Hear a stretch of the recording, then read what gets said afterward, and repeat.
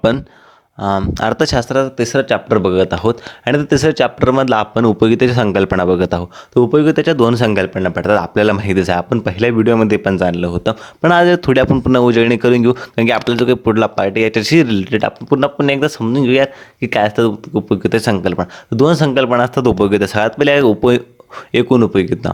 एकूण उपयोगिता म्हणजे काय? एकूण उपयोगिता म्हणजे काय? तर वस्तूंच्या सर्व नगांच्या उपभोगापासून उपभोगत्याला प्राप्त होणाऱ्या एकत्रित उपयोगितांची बेरीज. म्हणजे की जे काही जेवढे पण नग असेल, समजा जेवढी केळी असेल, ते केळीपासून जेवढी उपयोगिता भेटल्या, त्याची जितक्या केळी होत्या त्याच्यापासून जेवढी काही उपयोगिता त्याला भेटली आणि त्याची केली आपण बेरीज आणि ती झाली मग एकूण उपयोगिता.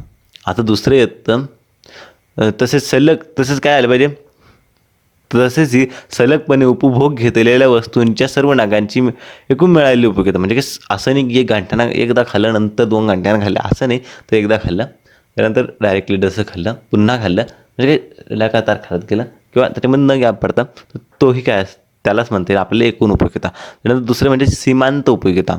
काय म्हणजे काही सीमांत उपयोगिता म्हणजे काय? तर सीमांत उपयोगिता म्हणजे उपभोगत्याकडून, म्हणजे काही उपभोगता म्हणजे काही जो काही समजा केळी समजा उपभोगता भेटते, तर केळी खाण्यावर काय झाला? उपभोगता झाला. उपभोग घेतल्या म्हणजे त्याने केळी खाल्ली, उपभोग घेतला त्यांना. समजा घेतलेल्या वाढीव वस्तूपासून, म्हणजे त्याच्यापासून वाढीव म्हणजे काय, आता पुन्हा 2-3 अशी वाढीव वस्तूपासून त्याला मिळालेली काही जी काही उपयोगिता आहेत, आपण त्याला काय म्हणू शकतो? सीमांत उपयोगिता असे म्हणतो. म्हणजेच उपभोग घेतलेल्या वाढीव नगापासून एकूण उपयोगिता पडणारी जी काही त्याला भर आपण म्हणतो. तर आता आपण बघू एकूण उपयोगिता, सीमांत उपयोगिता यांच्यातील काय संबंध आहे, परस्पर काय संबंध आहेत, यांच्यातील काय संबंध आहेत आपण हे समजून घेऊ. तर वास्तूच्या विविध नगापासून मिळालेली सीमांत उपयोगिता आणि एकूण उपयोगिता यांच्या परस्पर संबंधित असतो. तक्ता 2.1 मधील उदाहरणानुसार आपल्याला स्पष्ट होते. बघा, सर्वात पहिले आपण एवढं 2.1 याच्यानुसार आपल्याला असं स्पष्ट होतं की जी काही एकूण उपयोगिता आहे ती वाढत चाललेली, पण घटत्या दराने वाढते. घटत्या दर म्हणजे काय? पहिल्यांदा 10 होती, मग काय झाली पाहिजे, ती 20 झाली पाहिजे, बरोबर आहे की नाही? घटत्या दर म्हणजे काय? थोडं कमी होऊन जाते. घटत्या दराने ती कसं होते? वाढते. बट आपण जर सीमांत उपयोगिता बघितली तर ती खालीच जाते, हे आपल्याला लक्षात येतं. बट आता आपण उपयोगिता वक्र खालील आकृतीद्वारे स्पष्ट होते. म्हणजे काय, जे काही वक्र आहेत ते आपल्याला खाली स्पष्ट. बघा, गेलं बघा इथपर्यंत गेलं 12, म्हणजे हे जे काही श होतं ते श कुठपर्यंत गेलं? 10पर्यंत गेलं आणि 10पर्यंत गेल्यानंतर असं पुन्हा वर गेलं आणि पुन्हा कसं आलं ते खाली होत गेलं आणि ते वक्र गेलं म्हणजे ऋण गेलं. म्हणजे त्या पद्धतीनं ते गेलं, ऋण पद्धतीनं ते खाली आलं. हे आपल्याला स्पष्ट होतं, अशा पद्धतीने आपल्याला समजतं याची. तर त्याच्यानंतर त्या श अक्षरा वस्तूचे नग आणि य अक्षरावर एकूण उपयोगिता, सीमांत उपयोगिता दर्शविली आहेत. काय दाखवले? सीमांत उपयोगिता. आकृती 2.6 मध्ये एकूण उपयोगिता वक्र डावीकडे उजवीकडे वर जाणारा आणि सीमांत उपयोगिता वक्र डावीकडून उजवीकडे खाली आणि सीमांत उपयोगिता वक्र डावीकडून उजवीकडे खाली जाणारा मिळतो. म्हणजे काही खाली जाणारा तो मिळत असतो. आपण जर बघितलं काय की एकूण उपयोगिता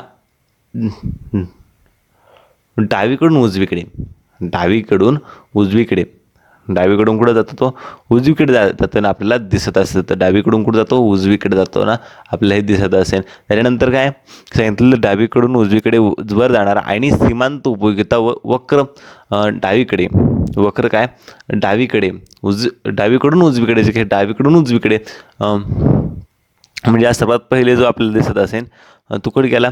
उजवीकडे गेला आणि नंतर वक्र झाला डावीकडे गेला. म्हणजे काय, वक्र आकारानुसार तो गेला उजवीकडे गेला. तर आपल्याला समजलं खालील जाणारा मिळतो. सीमांत उपयोगिता वक्र शून्य किंवा ऋण पातळीवर दर्शवितो. तर एकूण उपयोगिता वक्र महत्तम आणि स्थिर स्वरूपाची एकूण उपयोगिता दर्शवितो. आकृती 2.7 द्वारे खालीलप्रमाणे परस्पर संबंध स्पष्ट करता येतो. सगळ्यात पहिली गोष्ट म्हणजे सीमांत उपयोगिता ही एकूण वस्तू यांचे परस्पर संबंध. सगळ्यात पहिली गोष्ट म्हणजे सुरुवातीला एकूण उपयोगिता व सीमांत उपयोगिता समान असते. बघा, जे काही बघा आपण पहिल्यांदा एक केळी खाल्ली तर म्हणजे एकूण उपयोगिता काय आली समान असली, त्याच्यानंतर सीमांत उपयोगिता पण काय आली समान होती. पहिलं म्हणजे एकूण उपयोगिता बरोबर सीमांत उपयोगिता. सर्वात पहिलं परस्पर संबंध लक्षात आलं जरुरी नाही, पुढं आपण समजून घेऊ.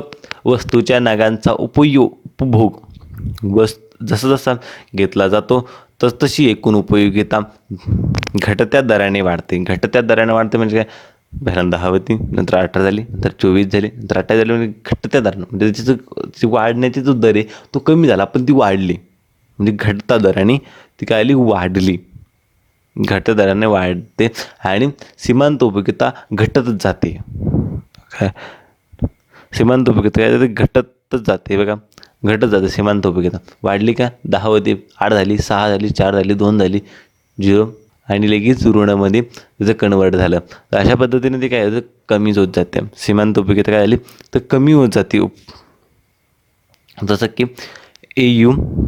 AU म्हणजे काय, एकूण उपयोगिता वाढते, म्हणजे याच्यातून आपल्या लक्षात येतं सीमांत उपयोगिता कमी होते. म्हणजे जे काही एकूण उपयोगिता आहे ती वाढते आणि सीमांत उपयोगिता कमी होते, आपल्याला याच्यानुसार समजतं. त्यानंतर तिसरी गोष्ट म्हणजे काय, जेव्हा एकूण उपयोगिता महत्तम असते म्हणजे काही जास्तीत जास्त असते, जी काही एकूण उपयोगिता आहेत बघा ती काय जास्तीत जास्त आहेत, तर त्यावेळेस काय असतं शून्य होते. त्यावेळेस काय होते ते शून्य होते.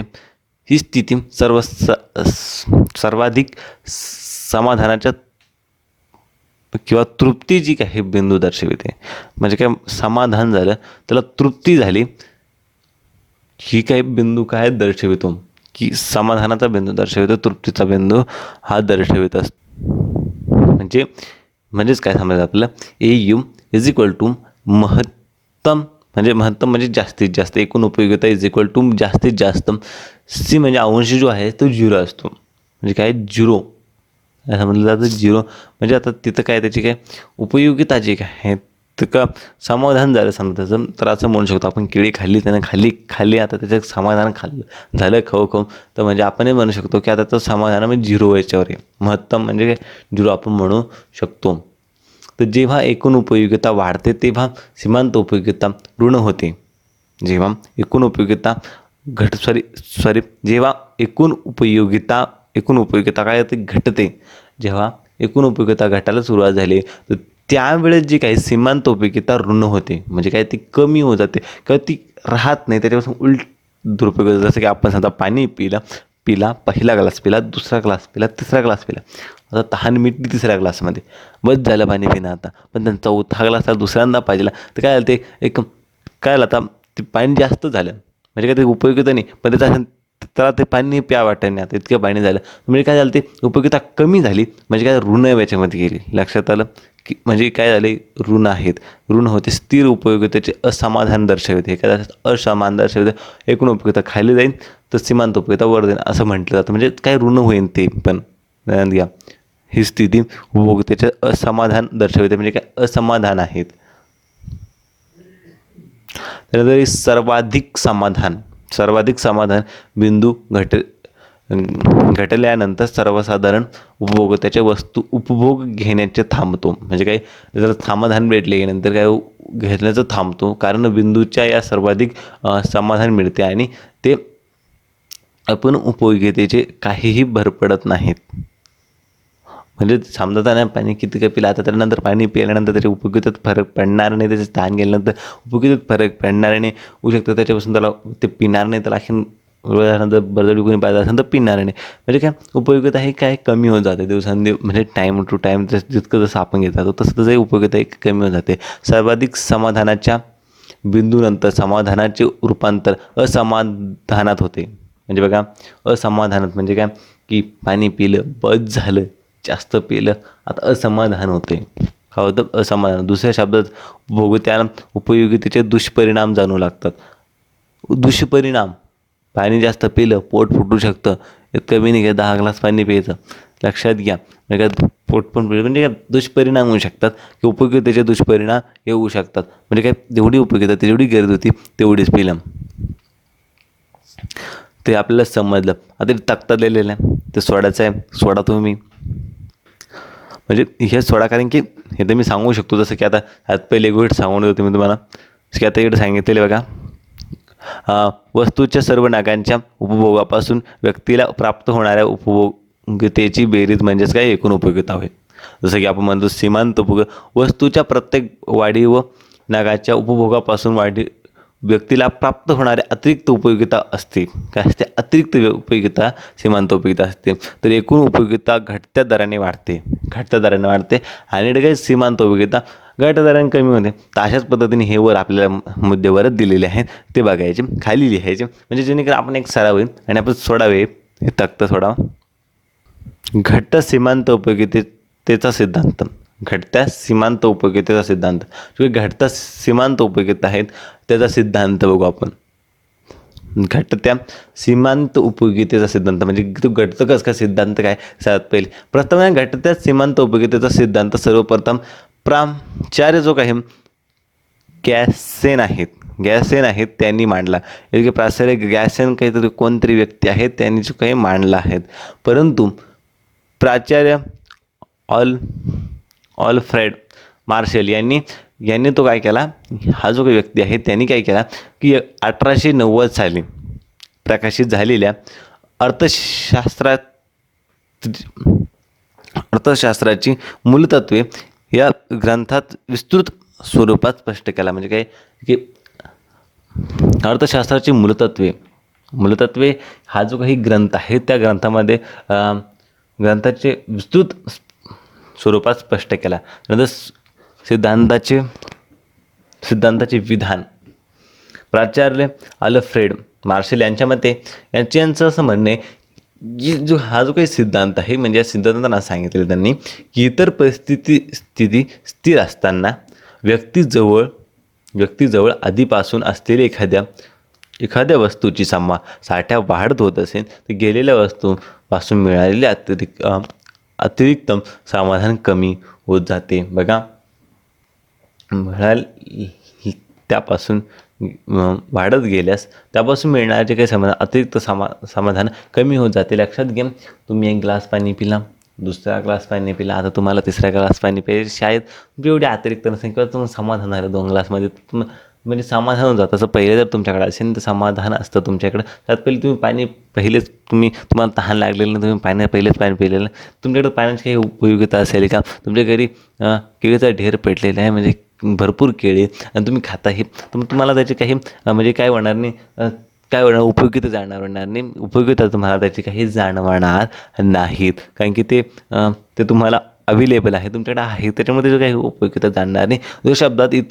जर शब्द सांगायचे झाले हेच, तर इतर परिस्थिती कायम असताना एखाद्या वस्तूच्या साठ्यात वाढ होत गेल्यास वस्तूच्या साठ्यात होणाऱ्या वाढीबरोबर प्रत्येक वाढीव नगापासून मिळणारी ज्यादाची उपयोगिता क्रमशः घटत जाते. बघा, ही काही उपयोगिता जी आहे ती क्रमशः घटत जाते. कारण की मी पहिल्यांदाही 2दा-3दा हा शब्द बोलला आणि इकडे पण ते पुन्हा तेच येतं की जे काही आपण एखाद्या वेळेस एखादी गोष्ट खातो किंवा आपल्याला एखादी गोष्ट मिळते तर त्याची जी काही पहिल्यांदा आपण उपयोगिता असते ती जास्त असते, त्याच्यानंतर जी उपयोगिता आहे ती कमी होत जाते. जसं की आपण दूध पिलं, पहिल्यांदा आपल्याला उपयोगिता होती, पहिला ग्लास पिला, दुसरा ग्लास पिला, उपयोगिता कमी झाली, जी तिसरा ग्लास पिला, उपयोगिता आणखी कमी झाली. म्हणजे उपयोगिता जी काय आहे ती कमी होत जाते, घटत जाते. म्हणजे थोडक्यात एखादी वस्तू अधिक प्रमाणात असेल तर ती वस्तू अधिकाधिक प्रमाणात घेण्याची जी काही इच्छा कमी होत जाते. म्हणजे काही इच्छा जी काही आहे ती कमी होत जाते. आता काही याची गृहीतके आहेत. तर पहिलं गृहीतक म्हणजे विवेकशीलता. उपभोक्ता कसा असतो? विवेकशील आहेत. उपभोक्ता कसा असतो? विवेकशील असतो आणि त्याची जी काही वर्तवणूक सर्वसामान्य आहेत असे मानले जाते. सर्वसामान्य हे असे मानले जाते. त्यामुळे तो महत्तम समाधान मिळवण्याची प्रयत्न करतो. म्हणजे जास्तीत जास्त तो काय करतो? समाधान मिळवण्याचा काय करतो? प्रयत्न करत असतो किंवा त्याचं जे मोठे असतो तो काय समाधान मिळवणं असतो. म्हणजे काय? विवेकशील तो असतो. त्यानंतर संख्यात्मक मापन. बघा, संख्यात्मक मापन जे आहे सिद्धांताच्या उपयोगितेचे संख्यात्मक मापन करता येते असे गृहीत धरले जाते. म्हणजे काय गृहीत धरले जातं? बघा, लक्षात घ्या, मी एक गोष्ट क्लिअर करत होतो इथं की जी काही उपयोगिता ही मानसशास्त्रीय संकल्पना आहेत. ही जी काही मानसशास्त्रीय संकल्पना आहेत, उपयोगिता ही मानसशास्त्रीय संकल्पना आहेत आणि त्याची गणना केल्या जाऊ शकत नाही. किंवा आपल्याला किती समजा एखादी आपण एखादी गोष्टी खाल्ली आणि किती किती उपयोगिता आपल्याला भेटली कोणी सांगू शकत नाही. हा आपण इकडे गृहीत धरू शकतो की मला 5 भेटली, मला 10 भेटली, मला 20 भेटली, मला 30 भेटली, मला 100 भेटली, हे आपण डिसाईड आपण हे मानू शकतो. बट रिॲलिटीमध्ये असं काही नसतं. त्याचं काही ते नाहीत की मोजलं जाऊ शकत नाही, कारण की हे मोजणं असंभव आहेत. ही मानवशास्त्रीय संकल्पना आहे. ते समजून घ्या, कानात बसून घ्या, डोक्यात घालून घ्या की की मोजल्या जाऊ शकत नाही. ही मानसशास्त्रीय संकल्पना आहेत. तर म्हणजेच काय संख्यात्मक मापन म्हणजे आपण गृहीत धरतो, त्याचा शब्द आपल्याला गृहीत धरते, त्यामुळे गणितीय प्रक्रिया करणे शक्य होतात. त्यामुळे वस्तूच्या प्रत्येक नगापासून मिळणारी उपयोगिता जाणून घेतो, त्याची तुलना करता येते. त्याच्यानंतर एकजिनिसपणा म्हणजे काय की संख्यात्मक मापन कळलं आपण त्याच्या म्हणजे आपण गृहीत धरतो आणि काय करतो आणि त्याची काय आपण बेरीज करू शकतो, नंतर हे करू शकतो, ते करू शकतो, आपल्याला जे करायचं ते आपण त्यानंतर की तुलना करू शकतो की अरे एकूण उपयोगिता किती होती, हे किती होतं, ते किती होतं, तर आपण तुलना करू शकतो याच्यानुसार. पण तर आता आपण समजणारे एक जिनिसपणा म्हणजे काय उपभोक्त्याच्या वस्तूचे वरील सर्व नग आकार जे काही आकार असेल, त्याच्या स्वरूप असेल, त्याचा रंग असेल, त्याची चव असेल समान असते. बघा असं आपण नाही करू शकत की एक याच्यामध्ये गोड दूध ठेवलं आणि याच्यामध्ये म्हणजे गोड नाही त्याच्यामध्ये साखर टाकलेली नाही, तर आपण असं नाही करू शकत. आपल्याला ते दोन्ही साखरेचं असले तर दोन्ही साखरेचेच द्यावे लागतील, त्यावेळेसच त्याची उपयोगिता जाणवल्या जाऊ शकते. कारण की त्यावेळेस त्याला कळेन की नाही ना, बरोबर आहे की नाही, त्यावेळेसच त्याचं काय कळेन की यार उपयोगिता वाढते की. जर तुम्ही पहिलं त्याला साधं दूध दिलं, नंतर काय झालं याचं साखरेचं दूध दिलं, तर मग दुसरं पिण्यानंतर चांगलंच वाटणार आहे ना, तुमची उपयोगिता पुन्हा वाढणार आहे. म्हणजे उलटं झालं नाही, तुम्ही असं नसता तुम्ही पुन्हा त्याला बिना साखरेचं दूध दिलं, तर मग ते कॉम्बिनेशन म्हणतो की एखाद्या व्यक्तीचा बोलतो आहे मी, तर त्याला दिलं तुम्ही दूध, तर त्याच्यानुसार बोलतो आहे मी की जी काही तुलना आहेत म्हणजे काही एक समान एकजिसपणा असणं गरजेचं असतं. एकजिसपणा असणं त्यामध्ये गरजेचं असतं. म्हणजे जे रंगरूप जे काही दोन्ही वस्तूंचं असेल, तो काही नग असते, आपण नग हा शब्द वापरला, तर काही हे दोन्ही जे काही म्हणजे दोन्ही काही गोष्टी आहेत त्यांची काही जे रंगरूप जे काय आहे ते रंगरूप आकार जे काही सेम असणं गरजेचं असतं. त्यानंतर उपभोग सातत्य म्हणजे एखाद्या वस्तूच्या सर्व नागांचा उपभोग कोणताही खंड न पडता, म्हणजे उपभोग काय कोणताही खंड न पडता सलगपणे पाठोपाठ घेतला जातो. म्हणजे खंड न पडता म्हणजे काय की जसं की समजा तुम्ही आत्ता एक ग्लास दूध पिलं, पुन्हा पुढच्या दिवशी असं नाही दादा की आज तुम्ही एक ग्लास पिला तर त्यावेळेसच लगेच तुम्ही दुसरा ग्लास पिला पाहिजे, लगेच तिसरा ग्लास पिला पाहिजे. म्हणजेच काय की हे जे काही असतं त्यावेळेस मापन केलं जातं, त्याला म्हणतात म्हणजे काही जी सातत्य पाहिजे. त्याच्यामध्ये सातत्य म्हणजे पहिलं दुसऱ्या नंतर असं खंड नाही पडला पाहिजे, नंतर 4-5 दिवसानंतर 2-4 दिवसानंतर असं नाही झालं पाहिजे, तर खंड नाही पडला पाहिजे. म्हणजे दुसरं काय उपभोग सातत्य आपल्याला त्यातून लक्षात येतं. त्याच्यानंतर योग्य आकारमान याची त्याच्यानंतर येतं योग्य आकारमान म्हणजे काय तर उपभोग वस्तूच्या सर्व नागांचे आकारमान योग्य किंवा साधारण असावे. म्हणजे असं बी असं खूप मोठं आहे, खूप लहान, म्हणजे काय एक समाधान असावे, साधारण असावे. हे काही वस्तूचे आकारमान हे काय असतं साधारण असावे. ते अत्यंत मोठे किंवा लहान नसावे. म्हणजे काही एकदम मोठं नसेल की एकदम मोठं बी नाही पाहिजे, नंतर त्याला हंडावरून दूध काय पिणारे लक्षात घ्या, तर काय योग्य प्रमाणात असलं पाहिजे. तो पिणारच नाही, काय पिणार काय नाही कळणार, त्याला आपलं काय उपयोगिता कळणार त्याची. तर म्हणजे असं बी नसावं किंवा असं नाही घेतलं चमच्यात दूध काय तर दूध चमच्यात, असं थोडी चाललं असतं. म्हणजे त्याचं एक योग्य प्रमाणही असतं, योग्य आकारमानही असतं. तर मग हे पण आपल्याला लक्षात घेतलं पाहिजे. त्यानंतर स्थिरता म्हणजे काय उपभोगाच्या प्रक्रियेत त्याची उत्पन्न चव पसंती असेल, सवयी असेल, त्याच्या आवडी असेल, त्याच्या निवडी असेल. पसंती नावडी अलग अलग असतात का असो, आवडी निवडी यांसारखे घटक स्थिर असावेत. म्हणजे काय त्याची आवडी असेल, त्याच्या निवडी असेल, काय असतं स्थिर असावे. पैशाचे सीमांत उपयोगिता शुद्ध स्थिर असल्याचे गृहीत धरले जाते. म्हणजे काही स्थिर असणे असल्याचे काही सुद्धा गृहीत धरले जाते. तर विभाजकता विभाजकता हा शब्द बघा सिद्धांतात असे गृहीत धरले जाते की उपभोग आणलेली वस्तू विभाज्य असावीत. त्यामुळे वस्तूचे लहान लहान भागात विभाजन करता येईल. म्हणजे काय विभाज्यता म्हणजे काय, त्याचे भाग केले जाऊ शकतात असे असावे, ताकी त्याच्यानुसारच आपण उपयोगिता करू शकतो. म्हणजे असं विभाजन एकच गरज आता एकच गरज पूर्णपणे भागवण्याची वस्तू. म्हणजे असं नाही की एकच गरज भागवणार, म्हणजे ती गोष्ट त्यावेळेस भागवणारी जी काही गोष्टी असेल तर त्यावेळेस पाहिजे, नंतर एकच गरज नाही तर म्हणजे त्यावेळेस तीच गरज, तर त्यावेळेस आपण म्हणू शकतो की उपयोगिता ही कमी होऊन जाते, असं त्यावेळेस आपण म्हणू शकतो. वापर होतो असे सिद्धांत गृहीत धरला जातो.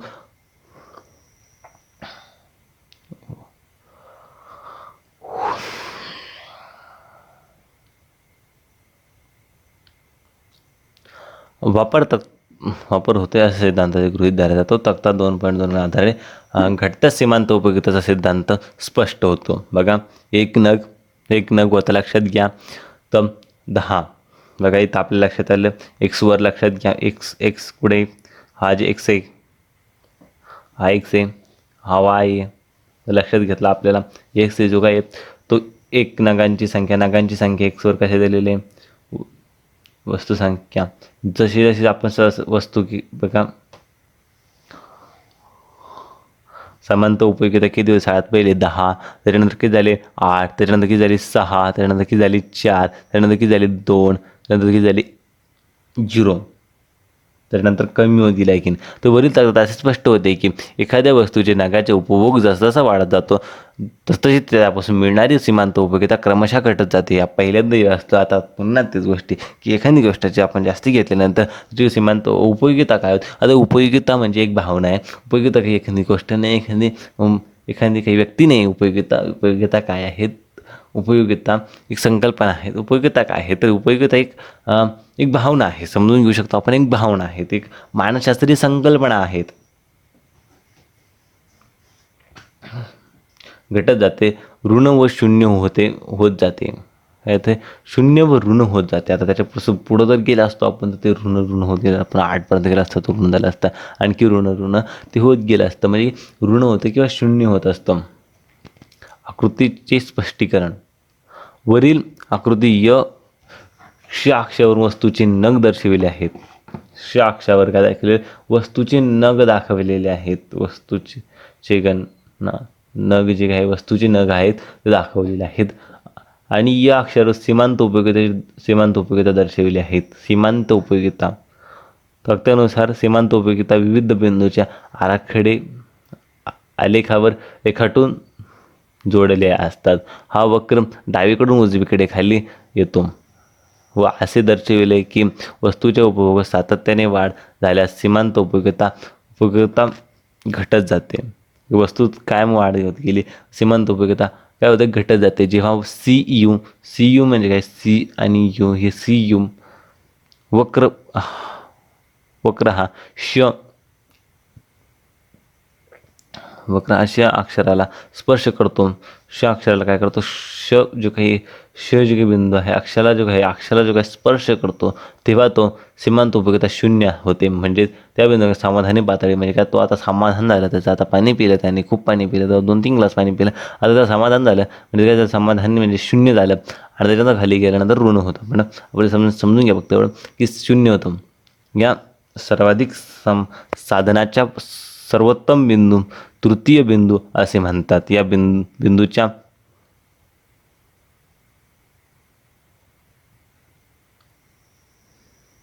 बिंदूच्या वस्तूचा उपभोग घेतल्यास असमाधान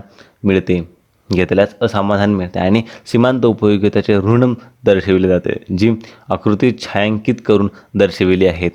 सिद्धांताचे अपवाद काही आहेत बघा. काही लोक आता याच्यामध्ये काही याचे अपवाद पण आहेत बघा, की जे काही आपण सिद्धांत बघितलं तर काही होऊ शकतात, काही काम नाही करणार काही ठिकाणी. आणि आपण पहिल्यांदाही आपण ज्यावेळेस स्टार्ट केलं की ही जी गोष्ट आहे ती काय अशी परफेक्ट नाही आहे, क्योंकि मानसशास्त्रीय संकल्पना आहेत. होऊ शकते हे प्रत्येक वेळेस सेम असे ना अशातल्या गोष्टी नाही आहेत. तर तर काही काही अपवाद असतात. तर सर्वात पहिल्यांदा छंद, एखाद्या उड्या मारायचा छंद असेल तर तो उड्याच मारीन. लक्षात घ्या, त्याने उडी मारल्यानंतर त्याला आणखी आनंद भेटणं, दुसरे मारेन तिसरे मारेन. म्हणजे काय की त्याची तो छंद आहे तर ते उपयोगिता काय वाढत जाते किंवा कमी होत जात नाही किंवा तेवढीच असते, एवढी असते तेवढी. तर म्हणजे काय आपणही म्हणू शकतो की तिथं काय होतं, उपयोगिता ही कमी होत जात नाही. लक्षात घ्या, तो उपयोगिता ही कमी होत जात नाही.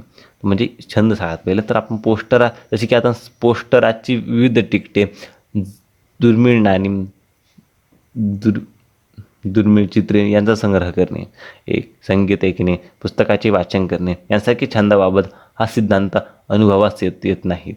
काय याचे कारण तुमच्या साठ्यात होणारी वाढ अधिकाधिक आनंद देते. त्यातून सीमांत उपयोगिता वाढते. म्हणजे की जसं की आपल्याला सांगितलं पोस्टाची विविध तिकिटे असेल, नंतर म्हणजे काही जसं तर आपलं गोळा होत जातं तर तसंनुसार आपली काही उपयोगिता ही कमी होत जाते, त्यानुसार उपयोगिता वाढते. परंतु त्यात एकजणीसपणा व सातत्य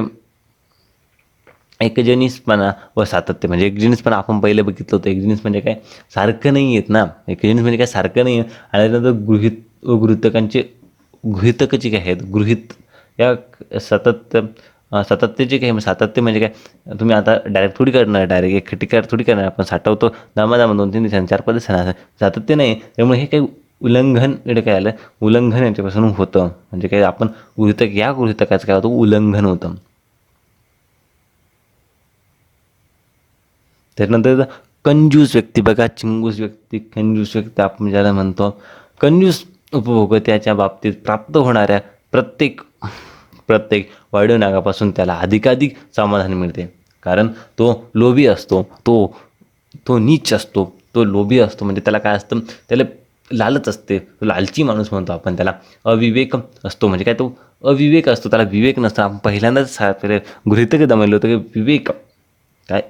अविवेक हा काय असतो, अविवेक असतो. पण तो विवेक असतो. या पैशाच्या साठ्यात होणाऱ्या वाढीबद्दल पैशाची सीमांत उपयोगिता वाढते, परंतु या विवेकशीलता गृहीतकाचे उल्लंघन झालेले आहेत. म्हणजे काय, विवेकशीलता आहे का, हे जे गृहीतक आहे त्याचं ते झालेलं आहे. आता कंजूस व्यक्ती काय आहेत आपल्यालाही माहिती कसे असतात कंजूस व्यक्ती. म्हणजे कंजूस व्यक्ती तर यांच्या बाबतीत हा जो काही सिद्धांत हा कामाचा नाही आहेत, यांच्या बाबतीत हा लागू पडत नाही. हे अपवाद आहे त्याच्यापासून. तर व्यसन, दारुडे व्यक्ती, व्यसन किंवा ज्यांना बाकीचं कोणत्याही पद्धतीचा व्यसन आहे, जसं की आता व्यसनी व्यक्तीला बाबतीत असे आढळून येते की मद्याच्या म्हणजेच काय, दारूच्या प्रत्येक वाढीव नागाच्या उपभोगाबरोबर त्याची नशा पातळी वाढत जाते. बघा, एखादा व्यक्ती असेल, तो दारू पित असेल तर तो काय, एक ग्लास पिल्यानंतर त्याची काय, पास झाला असं म्हणतो का, नाही, दुसरा टाकरे, तिसरा टाकरे. म्हणजे अशा पद्धतीने त्याची जी काही उपयोगिता आहे ती वाढतच जाते, ती कमी होत नाहीत, ती वाढत जाते.